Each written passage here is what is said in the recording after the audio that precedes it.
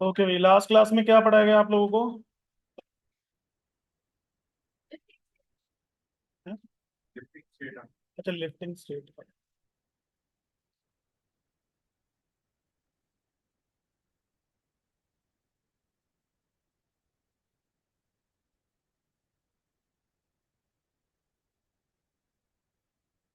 दोनों तरह के कंपोनेंट्स में हो गया था ना? हाँ जी, बता। अच्छा, क्लास कंपोनेंट में हो गया था।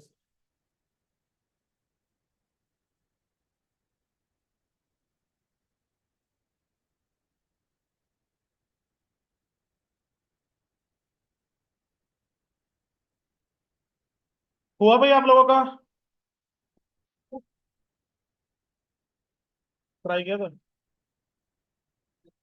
उनको देख के बोल रहे हो? आप बताओ ना, आपने किया नहीं किया? कितने बच्चे? देखो, जेन्युइनली बताना, कितने बच्चों ने ट्राई किया?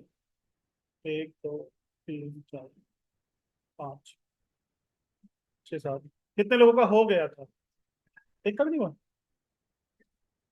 अच्छा, एक बच्चे का हुआ होगा। जय का हुआ है, जय नाम है ना आपका? जय का हुआ है, चलो good.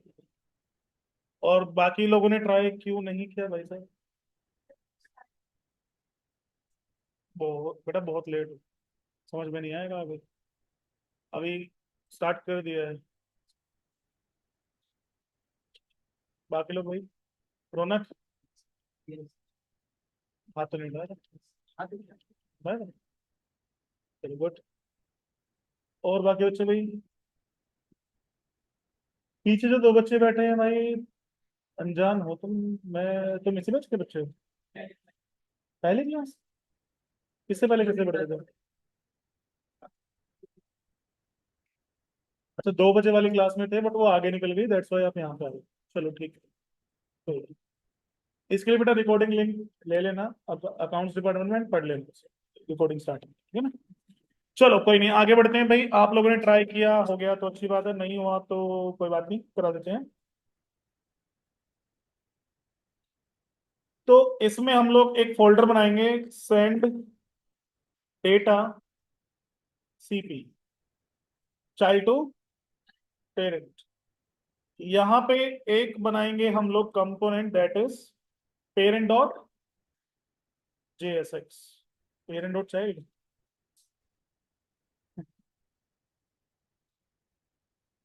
Child dot JSX.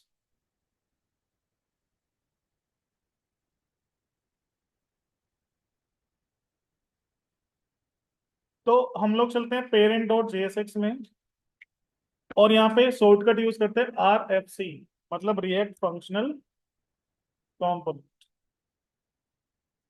Same child में RFC।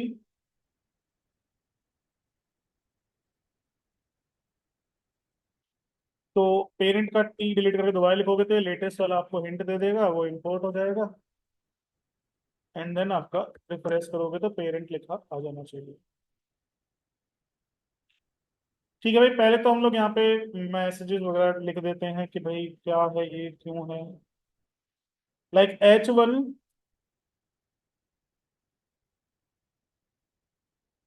Functional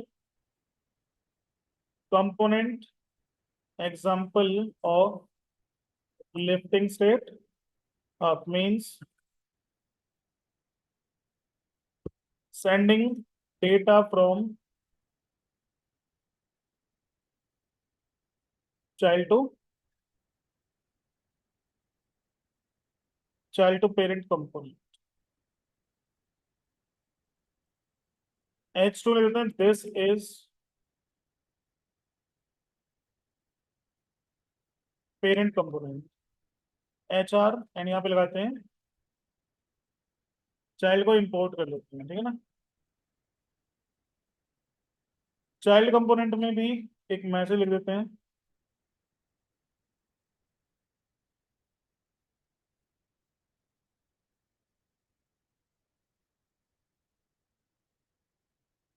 this is child component. भाई मुझे यहाँ पे कुछ डेटा चाहिए, लेकिन वो डेटा है कहाँ पे? चाइल्ड में। तो पहले तो मुझे यहाँ पे एक स्टेट वेरिएबल बनाना पड़ेगा। Let's suppose data and set data use state. एक बनाना पड़ेगा मुझे एक फंक्शन गेट डेटा। इस गेट डेटा फंक्शन में जो भी मुझे इनपुट या पैरामीटर मिलेगा मैं सेट डेटा फंक्शन में असाइन कर दूंगा, ताकि डेटा वेरिएबल अपडेट हो जाए। यहां तक किसी बच्चे को कोई डाउट है? भाई हमने एक स्टेट वेरिएबल बनाया, ये फंक्शन जब कॉल होगा तो इसे जो भी इनपुट मिले उससे मैं इस डेटा को मतलब सेट डेटा कॉल करके इसे अपडेट कर दूंगा। ठीक है। एंड यहाँ पे मैं एक कंडीशन लगा लेता हूं कि अगर डेटा की लेंथ कुछ ना कुछ है, अभी तो फिलहाल डेटा लेंथ कितनी है? 0, मतलब कंडीशन फॉल्स। अगर डेटा की लेंथ कुछ ना कुछ है तो मुझे टेबल डिस्प्ले करनी है, वरना मुझे कुछ भी डिस्प्ले नहीं करना। मैं यहाँ पे यूज कर लेता हूँ T head, T R, T H, like ID. मैं यहाँ पे जो डेटा पास करूंगा उसमें आईडी होगा, नेम होगा, लाइक डेजिग्नेशन होगी, सैलरी, सिटी, स्टेट होगा। ठीक है भाई। एंटी बॉडी के अंदर डेटा डॉट मैप लगाओगे क्योंकि एरे है। मैप लगाने से क्या होगा, एक हमें मिलेगा आइटम एंड दूसरा हमें मिलेगा इंडेक्स। आप यहां से रिटर्न कर दीजिए एक टी आर,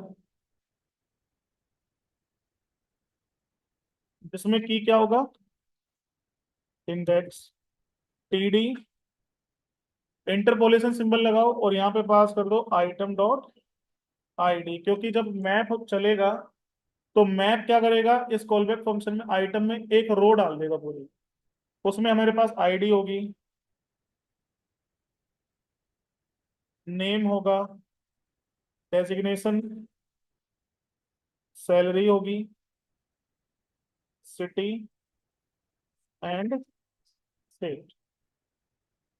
इस टेबल में अपन बॉर्डर लगा देते हैं, सेल्फ पैडिंग लगा देते हैं 10। ठीक है भाई। यहां तक किसी बच्चे को कोई कंफ्यूजन? अभी कुछ नहीं दिखेगा क्योंकि कंडीशन लगाई हुई है हमने। इतना कोड दिख रहा है ना सबको? यहां तक सबको समझ में आ गया? कोई डाउट तो नहीं है? अब चाइल्ड कंपोनेंट में चलते हैं। लेट सपोज यहाँ पे मेरे पास स्टेट डेटा होगा, या नॉर्मल डेटा ही लेता हूँ फिलहाल तो मैं। और ये मैं इतने बहुत बार डिफाइन कर चुका हूँ, इसलिए मैं यहाँ से उठा लेता हूँ डेटा। मैं स्टेट डेटा नहीं ले रहा क्योंकि मुझे कुछ अपडेट नहीं करना है यहाँ पे, बस जो डेटा है सो है। ठीक है भाई। अब ये मेरे पास डेटा है जो मुझे भेजना है पेरेंट में। कैसे भेजेंगे? इस फंक्शन को मैं चाइल्ड को दे देता हूँ एज अ प्रॉप्स, और चाइल्ड में से कॉल करके डेटा भेज दो। सिंपल सी बात है भाई। इस फंक्शन को एज अ प्रॉप्स आप कहाँ पे भेज दोगे? चाइल्ड में भेज दोगे। ठीक है। अब यहाँ पे हमें रिसीव होगा तो यहाँ पे मैं क्या डिफाइन कर देता हूँ, प्रॉप्स। एक फंक्शन बना लेते हैं सेंड डेटा फंक्शन। क्या करोगे, props dot gate data function call करेंगे और उसमें डेटा वेरिएबल, ये वाला डेटा वेरिएबल पास कर दो। ठीक है भाई। अब ये सेंड डेटा फंक्शन कब कॉल होगा, इसके लिए यहाँ पे बटन लगा लो एक, send data, on click send data. Simple है। तो भाई पेरेंट में हमने, फिर से बता रहा हूँ, हमने एक डेटा वेरिएबल लिया जिसे अपडेट करने के लिए सेट डेटा डिफाइन किया यूज स्टेट से। ठीक है। फंक्शनल कंपोनेंट में एक फंक्शन बनाया गेट डेटा, जिसमें कुछ इनपुट रिसीव होगा हमें, हम लोग इससे सेट डेटा को अपडेट कर देंगे। मतलब सेट डेटा के थ्रू हम लोग डेटा को अपडेट कर देंगे। हमने यहाँ कंडीशन लगाई, अगर डेटा की लेंथ 0 है तो कुछ भी प्रिंट ना करे, ब्लैंक आ जाए। अगर डेटा की लेंथ कुछ ना कुछ है तो एक टेबल प्रिंट हो जाए। ठीक है। चाइल्ड कंपोनेंट को हमने इस फंक्शन को एज अ प्रोप्स पास कर दिया। चाइल्ड क्लास में हमने प्रोप्स डिफाइन किया, डेटा डिफाइन किया और सेंड डेटा फंक्शन बनाया। जब ये फंक्शन कॉल होगा तो प्रोप से इस फंक्शन को कॉल कर देंगे। अब ये फंक्शन बना कहाँ पे है, पेरेंट क्लास में, और इसमें डेटा आप भेज दोगे। क्लियर है भाई? अब जैसे आप डेटा भेजोगे, यहाँ पे डेटा आएगा, इससे ये अपडेट हो जाएगा, और जैसे ही कोई स्टेट वेरिएबल अपडेट होता है, कंपोनेंट दोबारा रेंडर हो जाता है। अब कंपोनेंट रेंडर हो जाएगा तो आपको चेंजेस भी रिफ्लेक्ट हो जाएंगे। ये लीजिए भाई, हो गए लिफ्ट स्टेट। ठीक है भाई, अब फटाफट से नोट करो फिर आगे बढ़ेंगे।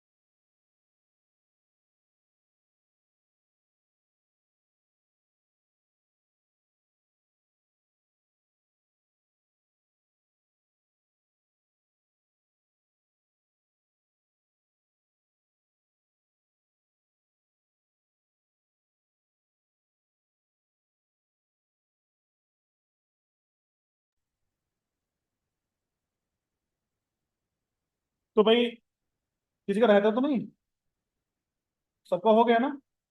ठीक है। तो भाई अभी तक हम लोगों ने स्टेट के एग्जांपल्स देख लिए in both class component and functional component. Same ऐसे हमने how to send data from parent to child class और फंक्शन दोनों में देख लिया, and how to send data from child to parent दोनों में देख लिया। Basic,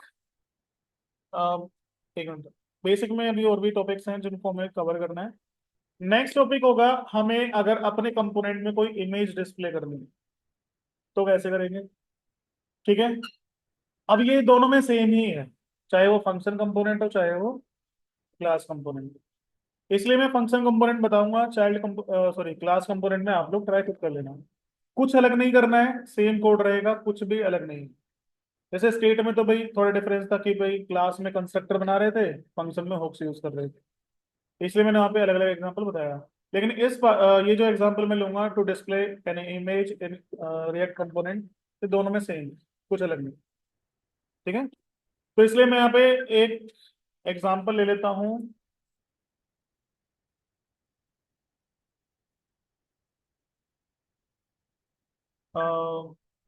image example dot GSX. ठीक है। इन functional component index dot JS में इसे हम लोग कॉल भी कर लेंगे।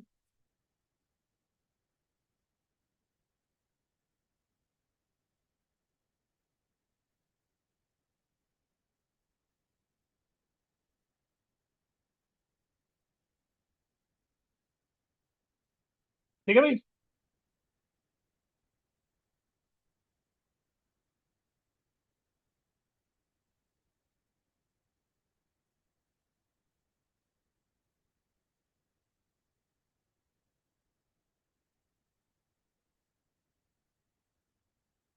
इमेज एग्जाम्पल भाई हमें पहले कुछ इमेज भी चाहिए। आप लोग कहीं से डाउनलोड कर सकते हो, मतलब वेबसाइट से डाउनलोड कर दो, पैक्सल से या फिर अनस्प्लैश से। ठीक है, दो वेबसाइट है। मैं डाउनलोड करने में टाइम वेस्ट नहीं करूंगा, मेरे पास ऑलरेडी बहुत सारे फोल्डर्स बने पड़े हैं प्रीवियस बैचेस के, इनमें इमेजेस पड़ी होंगी। ठीक है। आगे चल के मुझे और भी इमेज चाहिए होंगी, तो इसलिए मैं पूरा फोल्डर ही कॉपी कर लेता हूँ और आपको मैं शेयर भी कर दूंगा। ठीक है ना? आप लोगों को चाहिए तो आप डाउनलोड कर लेना कल, मतलब रिकॉर्डिंग के साथ आज ही आ जाएगा। जी।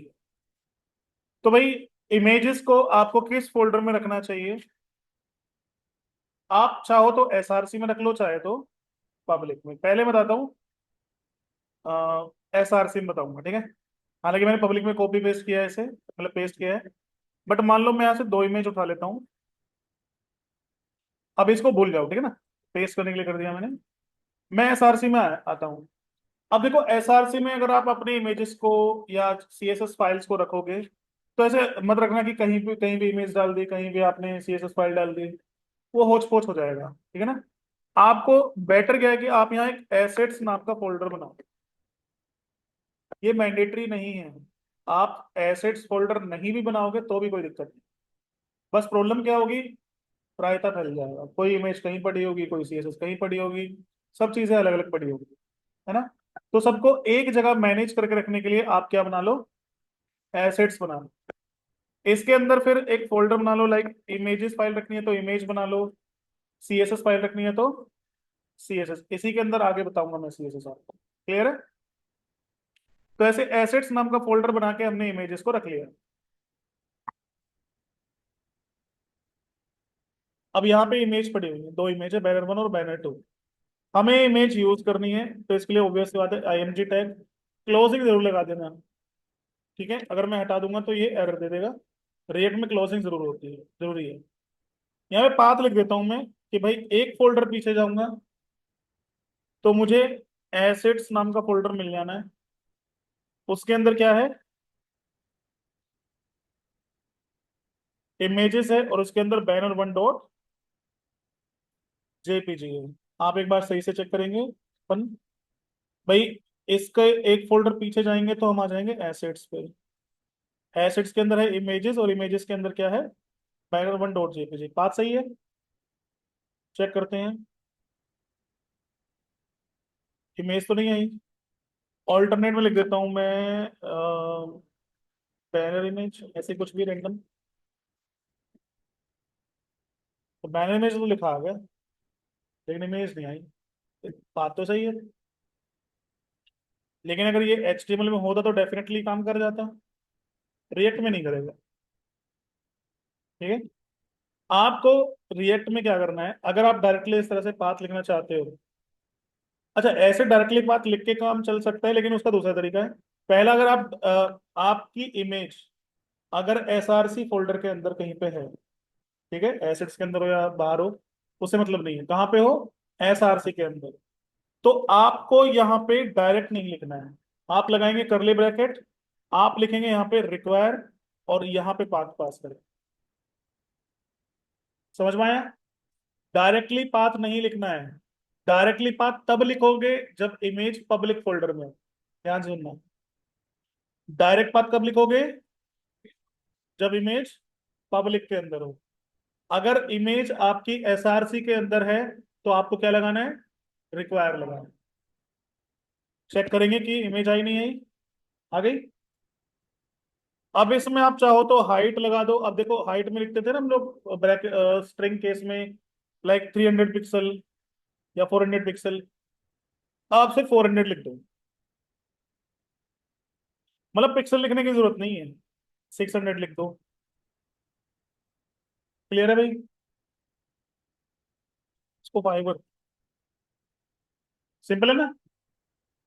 तो एक तो तरीका हो गया ये कि आप क्या लगा दो, रिक्वायर लगा दो। दूसरा तरीका, आप इमेज को इंपोर्ट कर लो, इंपोर्ट पिक फ्रॉम, एक फोल्डर पीछे जाओगे, एसेट्स है, वहां पे इमेजेस है, और उसके अंदर banner 2। ठीक है, अब आप इमेज को लगाओगे यहाँ पे, तो आपको सिर्फ क्या लिखना है SRC में,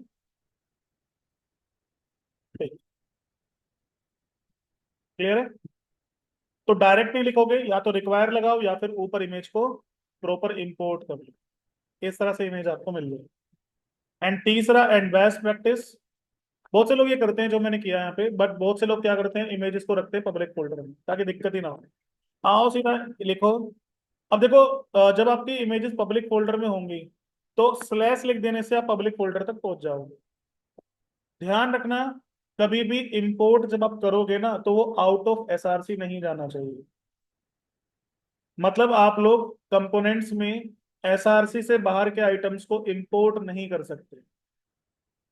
आप एक कंपोनेंट में सिर्फ वो चीजें इंपोर्ट कर सकते हो जो विद इन SRC है, SRC से बाहर नहीं। अब इमेज कहाँ है, पब्लिक, कोई दिक्कत नहीं भाई, आप खाली स्लैश लिखोगे तो इसका मतलब होता है पब्लिक फोल्डर। डॉट मत लगा देना, ठीक है, डॉट लगाओगे करंट फोल्डर हो जाएगा। क्या लिखोगे, ओनली स्लैश। यहाँ पे भाई पब्लिक के अंदर मैंने किस नाम से फोल्डर बनाया था, इमेजेस, और इमेजेस के अंदर क्या है, banner3.jpg मान लो इमेज है। हाइट विड्थ में इसे सेम लगा देता हूँ,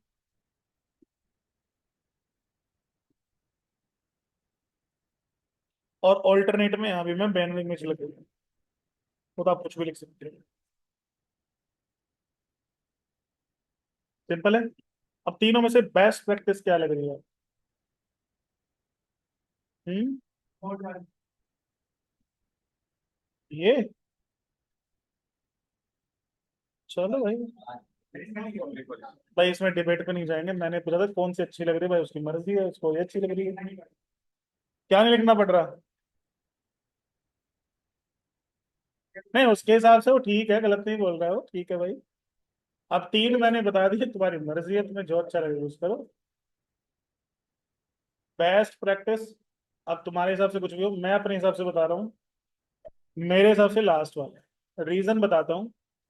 अगर मान लो, आप अभी तो भाई सिर्फ कंपोनेंट के अंदर हो, इसके अंदर हो सकता है इसके अंदर भी फोल्डर हो, उसके अंदर भी फोल्डर हो, उसके अंदर भी फोल्डर हो, तब जाके कंपोनेंट हो। तो आप यहाँ पे पाथ कैसे लगाओगे, double dot slash double dot slash double dot slash double dot slash, तब जाके कहीं पाथ आएगा। कितना हेक्टिक नहीं हो जाएगा? ठीक है, ये केस और ये केस दोनों। लेकिन अगर आप पब्लिक फोल्डर में इमेजेस को रखते हैं, तो हमने डायरेक्टली क्या लिखा है, इमेजेस, यहाँ पे हमारी फाइल पड़ी हुई है। आपको सीधा लगाना है स्लैश, मतलब पब्लिक फोल्डर तक का path, then folder, then image, simple. ठीक है। अब आपको इनमें से क्या यूज करना है ये मैं आप पे छोड़ता हूँ, आपकी चॉइस है। क्लियर है? तीनों तरीके सही हैं, ये नहीं कि भाई ये बेकार है वो बेकार, सब कुछ ठीक है। आपको अपने हिसाब से एडजस्ट करना है कि आपको बेस्ट प्रैक्टिस क्या लगती है। कुछ को एसआरसी वाला फोल्डर में रखने की आदत होती है, कुछ को पब्लिक में। मैं जब प्रोजेक्ट बनाऊंगा मैं पब्लिक में रखूंगा। ठीक है। उससे एक आदत आपको लगती है कि आप पब्लिक में इमेजेस को रखते हैं ना, तो जितनी भी टेक्नोलॉजीज आप आगे पढ़ोगे, लाइक बैकएंड में नोड जेएस पढ़ोगे, या पीएचपी पढ़ रहे हो, या जावा में प्रोजेक्ट बनाओगे, या पीएच पाइथन में बनाओगे, जैंगो में, इन सभी बैकएंड लैंग्वेज में जो इमेजेस को रखा जाता है वो हमेशा पब्लिक फोल्डर में ही रखा जाता है। तो अभी से आदत डाल लो भाई कि पब्लिक में रखनी है, बाकी आपकी चॉइस है। क्लियर है? एसआरसी में भी ऐसा नहीं कि काम नहीं करेगी, बिल्कुल करेगी, तरीका बता दिया है आपको। तीन तरीके से इमेज को आप ऐड कर सकते हो, मर्जी है अब आपकी। फटाफट से नोट करो, बस मैं 2 मिनट में आया।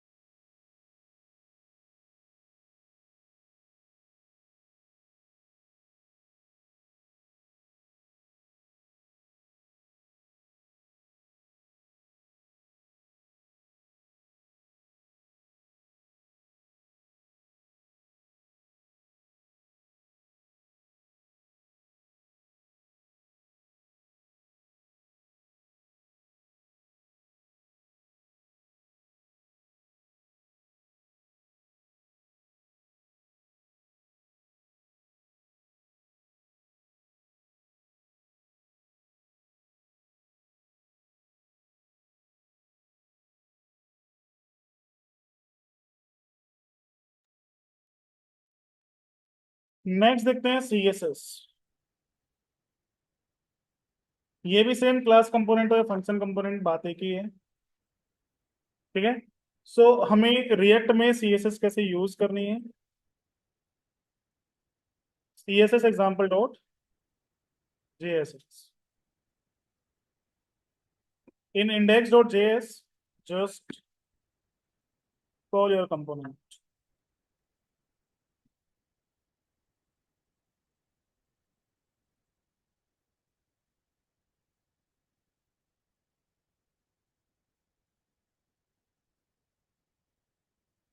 लेट सपोज मैं यहाँ पे एक मेन डिवीजन बना देता हूँ, ठीक है, एंड इसके अंदर एक सेंटर डिवीजन, एक हेडिंग बना देता हूँ। ठीक है। और मैं यहाँ पे 3 पैराग्राफ दे देता हूँ या 5 है, ठीक है, 5 पैराग्राफ, हर एक में 100 रैंडम वर्ड्स। ठीक है भाई, शॉर्टकट भी लगा दिया। शॉर्टकट तो बताया ना सबको।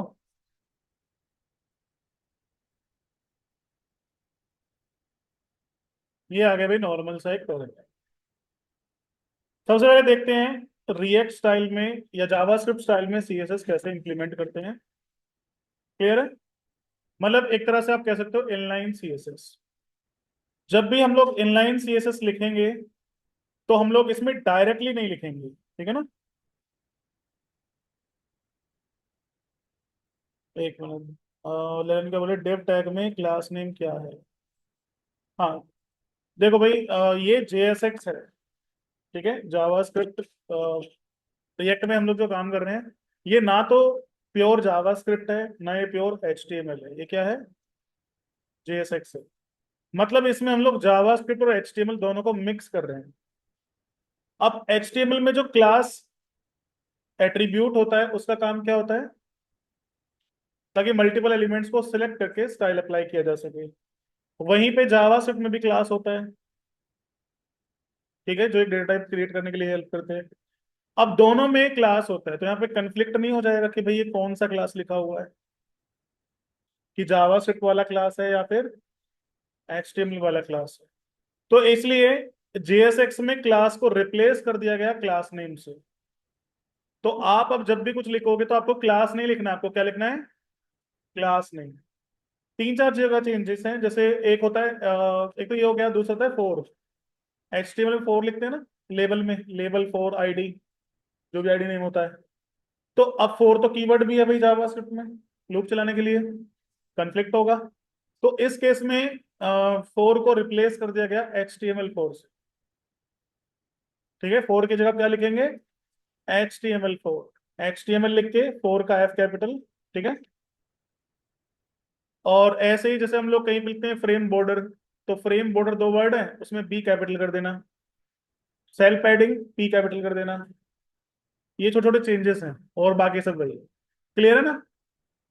चलो, आई होप क्लियर हो गया होगा। अभी वैसे इस पार्ट में हम आ भी नहीं रहे, अभी तो हम लोग यहाँ पे डिस्कस करेंगे। मैं काम करता हूँ भाई, मैंने यहाँ पे क्या करना है, स्टाइल लगानी है। लेकिन अब हम लोग उस तरह से स्टाइल नहीं लिख सकते जैसे हम लोग लिखते आए हैं कि बैकग्राउंड कलर रेड कर दिया मैंने। ये काम नहीं करेगा, एरर आ जाएगा। ठीक है। तो जो HTML का नॉर्मल स्टाइल था स्टाइल लगाने का, वो आपको फॉलो नहीं करना है। आपको इसकी जगह लगाना है एक डबल करली ब्रैकेट। डबल क्यों, पहला तो होता है इंटरपोलेशन, दूसरा होता है स्टाइल ऑब्जेक्ट। ठीक है, इसे कलर डिफरेंट दिख रहा होगा आपको। पहला क्या है, इंटरपोलेशन सिंबल, और दूसरा क्या है, स्टाइल ऑब्जेक्ट। इसमें आपको बैकग्राउंड कलर में हाइफन हटा के C कैपिटल कर देना, जैसे जावास्क्रिप्ट में करते हैं, यही करते हैं जावास्क्रिप्ट में। और इसमें डबल कोट लगा देना। ठीक है भाई। वैसे रेड की जगह में यहाँ पे नेवी ले। अब जितनी भी आपको CSS प्रॉपर्टी लिखनी है वो आप कुछ ऐसे लिख, ताकि आपको मतलब कोमा लगा के लिखते रहो। जैसे कलर, बैकग्राउंड कलर लगा दिया, नाउ कलर वाइट। जैसे हम लोग पैडिंग लिखते हैं, तो पैडिंग को आप नंबर में लिख दो सीधा, आप पिक्सल मत लिखो प्लीज। ठीक है। टेक्स्ट लाइन सेंटर, सिंपल है भाई। इस तरह से स्टाइल ऑब्जेक्ट आप लिखेंगे। तो इसमें स्टाइल वो वाली लिखनी है जो हमने किसमें पढ़ी थी, जब डॉम मैनिपुलेशन पढ़ाया था। तो बताया था ना जावास्क्रिप्ट में स्टाइल ऑब्जेक्ट लगाते हैं तो कैसे काम होता है। बैग मतलब जो दो वर्ड का दो वर्ड से मिलके एक वर्ड बन रहा है, उसका सेकंड वर्ड का फर्स्ट लेटर कैपिटल, बताया था ना। बस वही है और कुछ नहीं। जैसे टेक्स्ट हाइफन लाइन होता है, हमने टेक्स्ट लाइन में कैपिटल कर दिया। ठीक है बेटा। दूसरा, हम लोग अगर डायरेक्टली यहाँ पे लिखेंगे तो रेप्लिकेट करना पड़ेगा, बार बार बार लिखना पड़ेगा। आप यहाँ पे स्टाइल ऑब्जेक्ट बना लो। मैं लिखता हूँ माई स्टाइल। ऑब्जेक्ट के अंदर ऑब्जेक्ट लूंगा मैं। अब मैं लिख देता हूँ, मान लो पैराग्राफ। ठीक है। जितने भी पैराग्राफ्स हैं मैं टेक्स्ट लाइन कर देता हूँ जस्टिफाई। बैकग्राउंड कलर में लगा देता हूँ इनमें ग्रीन। कलर में लगा देता हूँ इनमें वाइट। पैडिंग 20 पिक्सल्स, मतलब पैडिंग 20। ठीक है भाई। एंड देन जितने भी पैराग्राफ्स आपने यहाँ लिखे होंगे, इन सभी में आप क्या करोगे, स्टाइल ऑब्जेक्ट माई स्टाइल डॉट पैराग्राफ। हो गया स्टाइल अप्लाई। क्लियर है बेटा।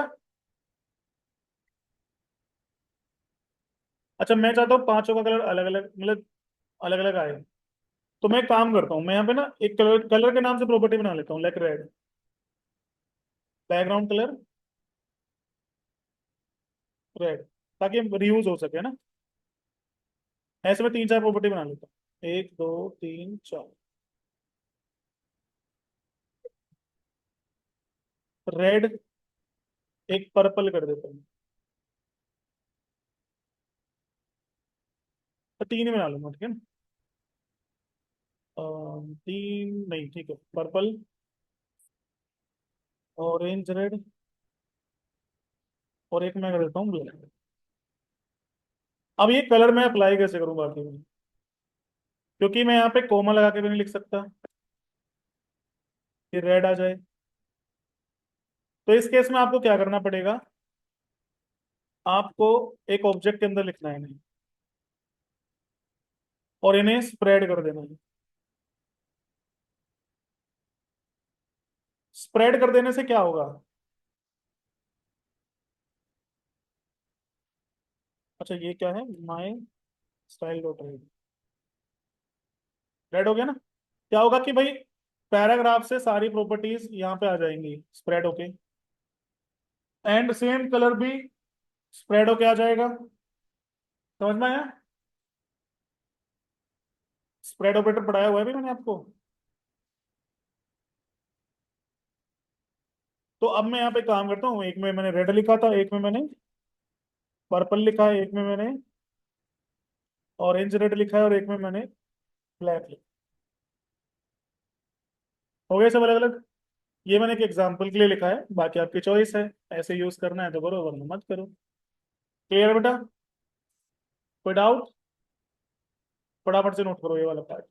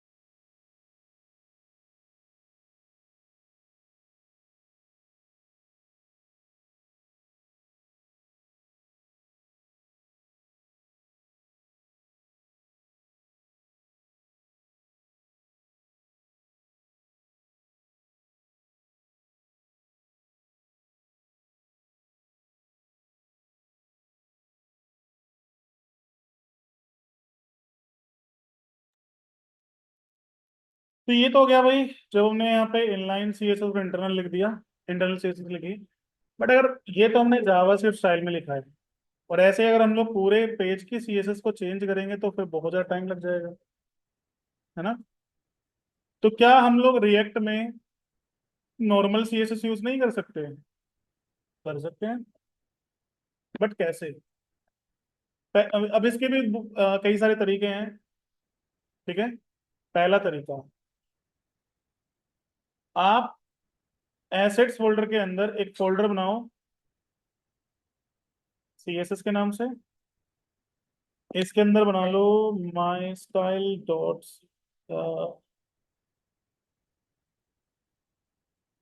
Custom styles dot CSS. ऐसे नाम लिख दिया फाइल का, कुछ भी कस्टम स्टाइल्स, ठीक है ना। माई स्टाइल इतने इसलिए लिख रहा है, यहाँ पे माई स्टाइल मैंने लिख दिया था ऑलरेडी, कंफ्यूजन हो जाएगा। मैं लिख देता हूँ भाई डिफॉल्ट मार्जिन मैं कर दूंगा 0।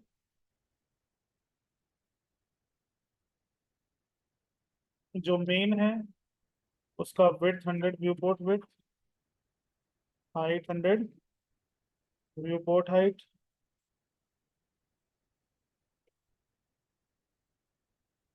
और यहाँ पे लेते हैं display grid, place items to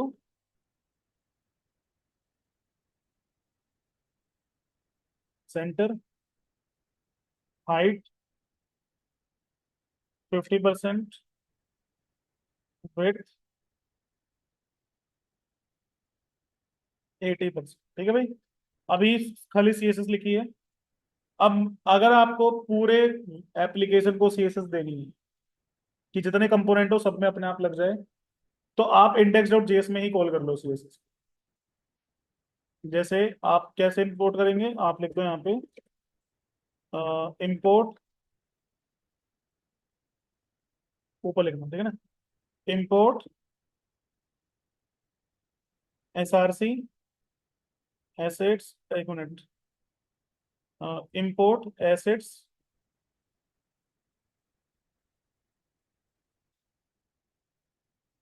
assets C S S, और इसके अंदर फाइल का नाम क्या था, custom C S S, custom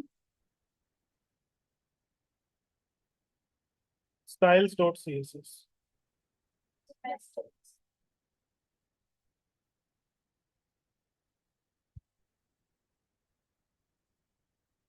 सब पे अप्लाई हो गया ना? ठीक है। अब जितने कंपोनेंट्स आप बनाओगे सब जगह हो जाएगा, और आप पूरी एप्लीकेशन को नहीं देना चाहते, कंपोनेंट लेवल पे काम करना चाहते, तो कंपोनेंट में आगे इंपोर्ट कर लो। ठीक है भाई, मैं एक काम कर देता हूँ, इसमें लगा देता हूँ मैं ओवरफ्लो फोटो, हाइट में एक ही रख देता हूँ, और ये जो ओवरफ्लो आ रहा है इसको मैं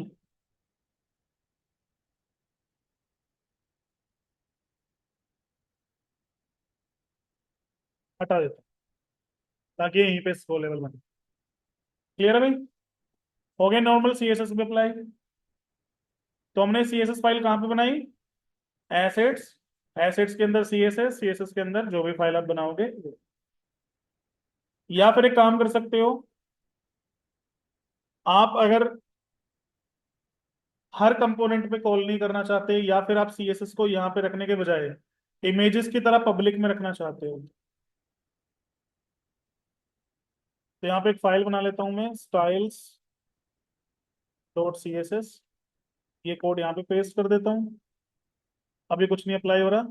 अब इसमें हमें कंपोनेंट पे लिखने की जरूरत नहीं है, हम लोग सीधा कहाँ लिखेंगे, अपनी HTML file, link C S S, भाई पब्लिक फोल्डर तक का पाथ, उसके अंदर C S S, then style dot C S S. कुछ तो स्टाइल्स है एक्चुअली। क्लियर है? सिंपल। तो नॉर्मल सी एस एस इस तरह से लिख लो, अब आपकी मर्जी है, आप एसआरसी में एसेट्स के अंदर बना लो या फिर आप पब्लिक में बना लो। अगर आप ऐसा एसेट्स के अंदर बनाओगे तो आपको कंपोनेंट में कॉल करनी पड़ेगी, पूरी एप्लीकेशन के लिए आप इंडेक्स डॉट जेएस में कॉल कर लो या फिर कंपोनेंट लेवल पे कर लो। और अगर आप पब्लिक में बनाएंगे तो आपको इंडेक्स डॉट एचटीएमएल में लिंक कर देना है, काम खत्म बस। सिंपल है। अब इनमें से जो आपको इजी लगे वो आप यूज कर लो भाई। ठीक है। सिंपल।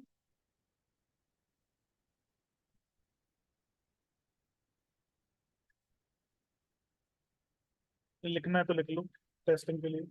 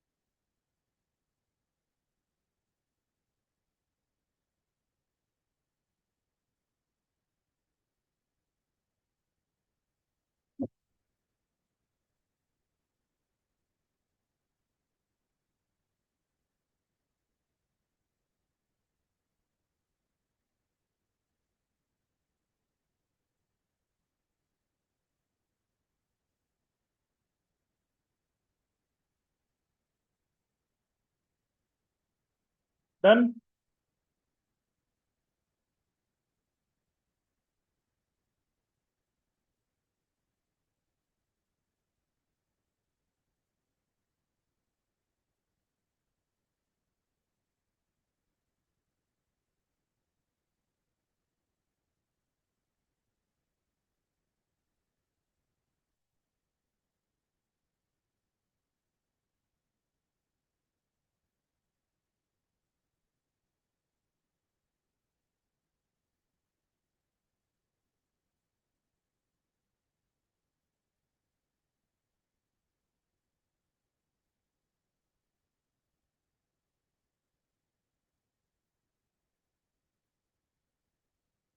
डन बेटा। अब ये एक फाइल है जिसको मैंने अलग अलग नाम से सेव, मतलब सेम कोड लिखा है। अगर आप कस्टम स्टाइल्स में लिखेंगे तो आपको इस तरह से इंपोर्ट कर लेना है। लिख लो लाइन भी।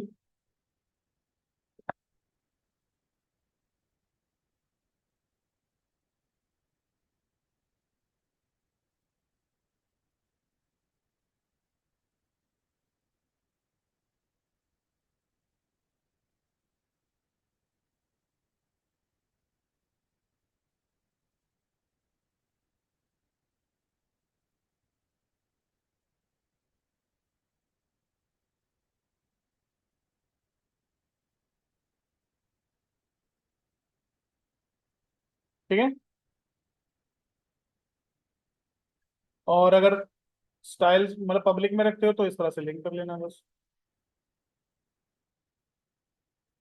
पिताओं को पता ही है एचटीएमएल में लिखते आए हैं, बट फिर भी लगा लो। स्लैश याद से लगा लेना भाई।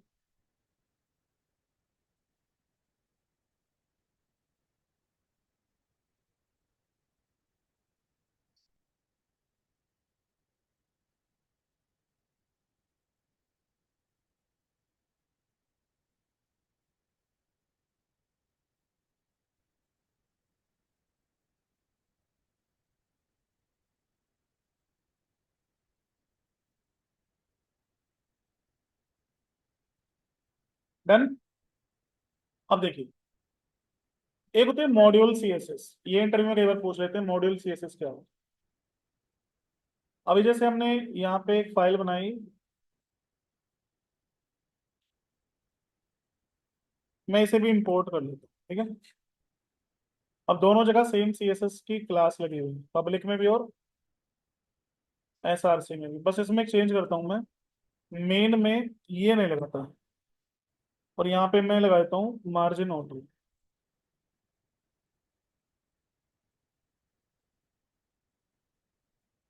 ठीक है। अब एक बार अगर हम लोग इस स्टाइल को देखें, पब्लिक से अगर हटा के देखें इसे, ये कुछ ऐसा आ रहा है लेफ्ट राइट से सेंटर में। लेकिन जैसे मैं इसे लगा रहा हूँ, ये जो स्टाइल है ये ओवरराइड हो जा रही है। मतलब प्रायोरिटी किसको दे दे रहा है? जो आपने पब्लिक में लिखी है। देखो वैसे तो आपको एक ही पैटर्न फॉलो करना है। या तो आप सी एस एस एसआरसी में रखो, या फिर आप सी एस एस पब्लिक में रखो। ऐसा मत करना कि पब्लिक में भी रख दो और एसआरसी में भी रख दो, तो कन्फ्लिक्ट होगा ही होगा। बट अगर मान लो इन केस अगर ऐसा हो गया कि आपने मान लो आप किसी प्रोजेक्ट पे काम कर रहे हो, आपसे पहले कोई और काम कर रहा था उस पे, उन्होंने रायता फैला रखा है, तो अब क्या करें? अब पब्लिक वाली तो जो पब्लिक फोल्डर पड़ी हुई है उनकी प्रायोरिटी हायर रहेगी, और वही अप्लाई रहेगा। जबकि आप एक बार चीज सोचो, वो मैंने इंडेक्स डॉट एचटीएमएल में लिखा है, और यहाँ पे मैं इंपोर्ट कर रहा हूँ कंपोनेंट लेवल पे, तो प्रायोरिटी तो इसको मिलनी चाहिए थी ना, है ना? लेकिन नहीं मिल रही है। मिल किसको रही है? इंडेक्स डॉट एचटीएमएल को। तो इस केस में काम हेल्प करते हैं आपको मॉड्यूल सीएसएस। अगर ऐसा कभी हो जाए कि भाई कंफ्लिक्ट हो जाए और वो किसी एक को प्रायोरिटी देता रहे जबकि आपको चाहिए दूसरे को प्रायोरिटी देनी है, तो आप यहाँ पे एक फाइल बना लेना। मैं लेता हूँ यहाँ पे, क्या नाम रखूँ इसका? मेन स्टाइल से ऐसे ही लिख देता हूँ, ठीक है ना? यहाँ पे लगा देना मॉड्यूल एंड डॉट सीएसएस। तो फाइल के नाम, फाइल का नाम और सीएसएस के बीच में डॉट मॉड्यूल लगा दें, ठीक है? अब मैं यहाँ पे इसे सेम कॉपी करके यहाँ पे पेस्ट कर देता हूँ। अब मैं जब इसे इंपोर्ट करूंगा तो मैं लिखूंगा कुछ इस तरह से, import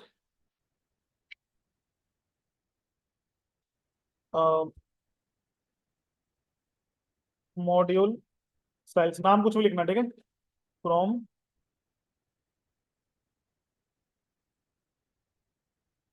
main style module CSS, नाम कुछ भी हो सकता है, ठीक है ना? और आपको क्या करना है, इसे कॉपी करना है, एंड यहाँ पे आपको लगाना है करली ब्रैकेट मॉड्यूल स्टाइल डॉट, अब वहां पे जो क्लास का नाम था क्या था? Main module style dot centre. हो गया अप्लाई? सिंपल है। क्योंकि हमने क्या किया, हमने मॉड्यूल सीएसएस लगा दी, प्रॉपर इंपोर्ट किया उसे, और यहाँ पे इस तरह से कॉल कर लिया। अब बात आती है कि क्या ये नॉर्मल सीएसएस से एप्लीकेबल है? मैं ट्राई कर लेते हैं हम लोग, क्योंकि मैंने इसे नॉर्मल सीएसएस में भी लिख रखा है। पहले तो ऑप्शन ही नहीं दे रहा है ये। क्या नाम था उसका? CUSTOM कस्टम स्टाइल था, स्टाइल्स था, डॉट CSS, ठीक है? अब तो ये कुछ हो ही रहा था पहले, फुल पे ही आ गया ये। ठीक है ना? मतलब ये काम नहीं करेगा आपका सही से। वो फुल पे इसलिए आ गया था, क्लास ही नहीं लग रही है अब वो। अब ये क्लास ही नहीं है ना उसके अंदर कोई, तो ये इसलिए वो फुल पे आ गया था। समझ में आया? तो अगर इस तरह से काम करना चाहो तो मॉड्यूल सीएसएस बना लेना। तो इंटरव्यू में कई बार पूछ लेते हैं कि भाई मॉड्यूल सीएसएस क्यों चाहिए, तो आप बता देना कि अगर सीएसएस क्लास या आईडी कंफ्लिक्ट हो जाए तो उस केस में हम लोग मॉड्यूल सीएसएस यूज कर सकते हैं, ताकि कंफ्लिक्ट ना हो। हम किसी पर्टिकुलर सीएसएस को प्रायोरिटी देना चाहते हैं तो वहां पे क्या लगा दीजिए? Module CSS. क्लियर है? तो कैसे सेव करोगे? सीएसएस नॉर्मल सीएसएस ही है, कुछ रॉकेट साइंस नहीं है। फाइल नॉर्मल सीएसएस है, जो आप लिखते आए हो हमेशा वही लिखो, बस नाम में मॉड्यूल लिखो। और इंपोर्ट करने का तरीका तरीका थोड़ा चेंज हो जाएगा। यहाँ पे नॉर्मल क्लास की जगह इस तरह से लिखो। ये नोट कर लो एक बार।